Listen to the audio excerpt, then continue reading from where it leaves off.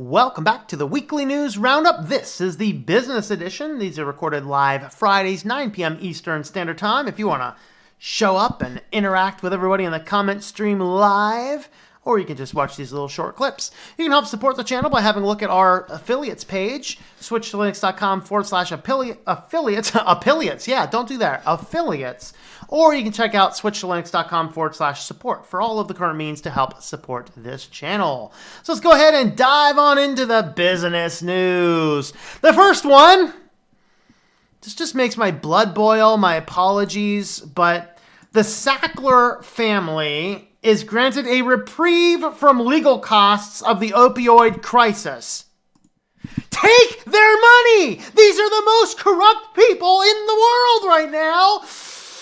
They have flooded the streets with opioids. They use false pretenses to get doctors to overprescribe them. They sent massive amounts of these drugs to the poorest streets of this country and caused an opioid epidemic. And now people are dying. People are losing loved ones, all because this company wanted to rake in billions and our court system is giving them a free pass. No. Round up their children, lock them in a jail, and get them addicted to opioids. That would be an interesting strategy. Let's see how that feels to have their children, their loved ones, be trapped by the very thing that they created. Stop sheltering in this case. This is a company that has absolutely destroyed America and many other places, all for money.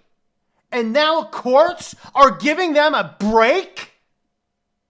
No. Take everything from them. Make them paupers in the streets and distribute it among the families and the communities that they have destroyed. How's that for a fun, radical idea? So, I don't even know what to say about this anymore. So, of course, this is all from Purdue Pharma. And basically, if you haven't been following the case, there's actually, I believe that Cold Fusion has an amazing documentary expose on this. So go have a look at Cold Fusion's documentary on this because I'm not going to be able to rehash it all here in this short period of time.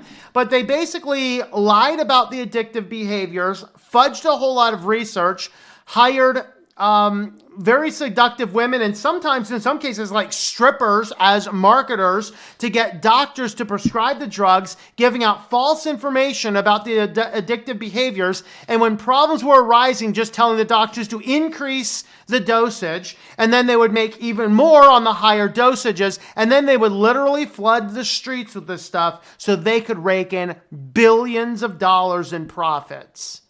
And now, over a third of the states in the country, I think over a half the states in the country are actually suing them. Actually, I think it's 48 states in this country are suing them. So they're like, oh, bankruptcy protection. Here's a thought. You want to claim bankruptcy protection, all this stuff? You got to give all that money back.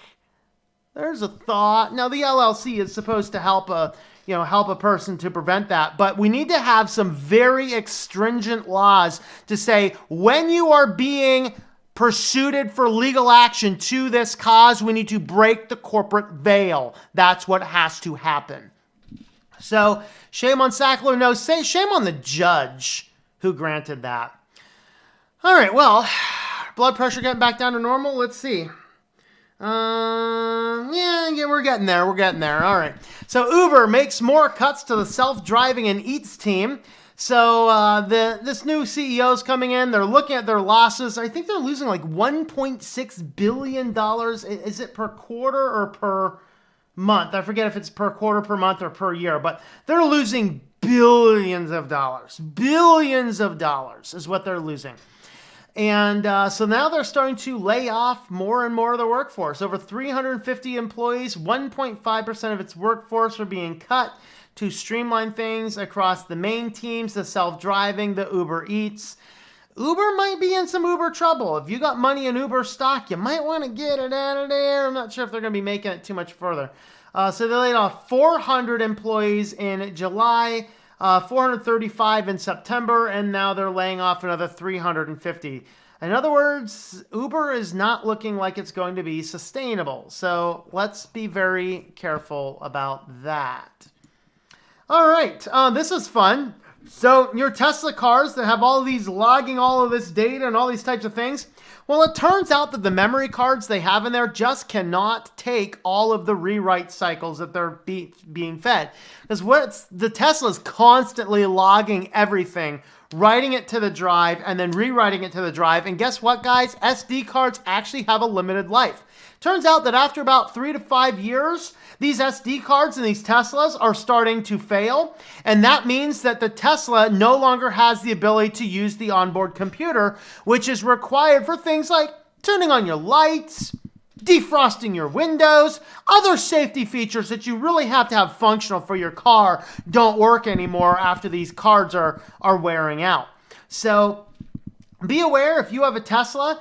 Like my car now, I think my car is about 15, 16, 17 years old, something like that. Not a big deal. But man, you get a Tesla that's 3 to 5 years old, you're going to start having some serious problems. Planned obsolescence built in on the vehicle level. Planned obsolescence built in on the vehicle level. This is bad. This is really bad. And then, of course, by the way, that little chip, it's soldered to the board, so you can't just swap it. You'd have to get the entire computer replaced, which is thousands of dollars. So just be aware. Do not buy an older Tesla, and I'd probably say don't buy a newer Tesla unless you're a millionaire. Very frightening. Very frightening indeed. All right, and on to our feature story here. Young and Murphy, a Republican and a Democrat together. Awesome. Very cool. I'd love to see teamwork here. They are teaming up to introduce the Workforce Mobility Act, bipartisan legislation to limit the use of non-compete agreements. I can't talk today. Non-compete agreements that negatively impact American workers. So this is an amazingly good idea. We need to have legislation like this because what ends up happening is you go out and you work for a company and then you get in. So in fact, the neat story, there is AccuWeather, right? AccuWeather is actually founded and based here in State College. I have lots of people that have either worked for them or applied to work for them. AccuWeather literally had a non-compete clause that was so ludicrous that their clause literally was, you're not allowed to work for 6 months after you quit this job. What type of nonsense is that? Like, it's not a matter of, hey, you can't work in a weather industry. You can't work on computers or radars. It's, you can't work.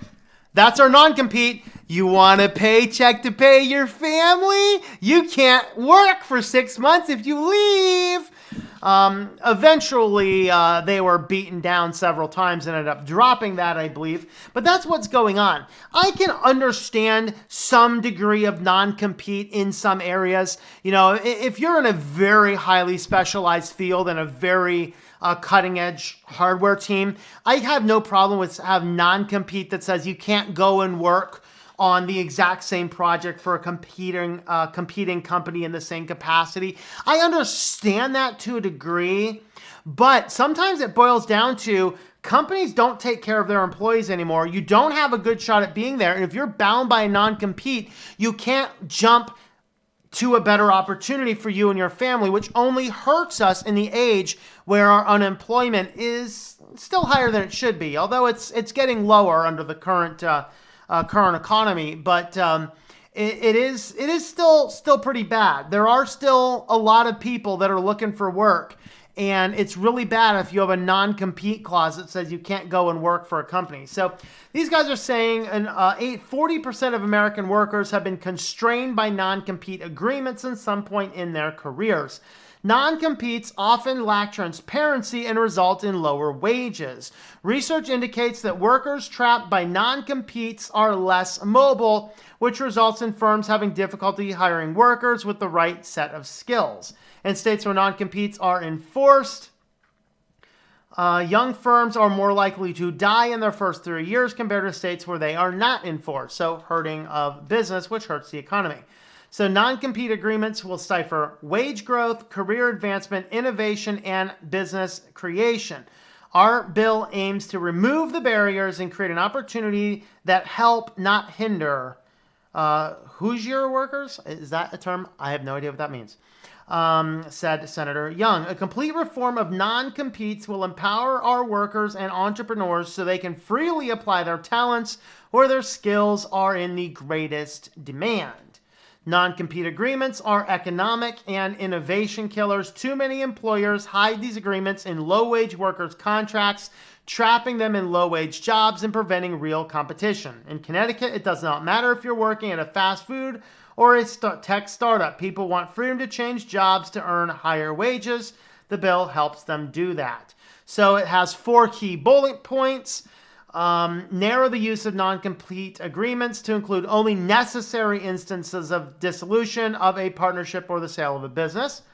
Place the enforcement responsibility on the Federal Trade Commission and Department of... Why? So 10 years later, they can rule that the non-compete was not valid.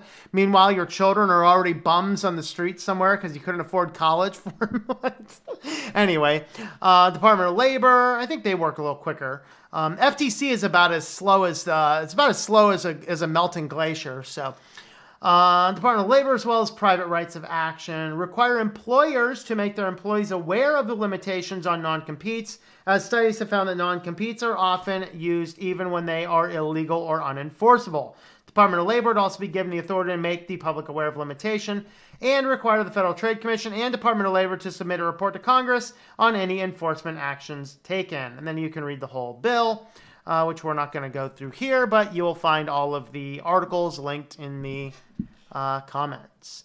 So that's our non-competes. Let me know what you think about all that in the comments down below.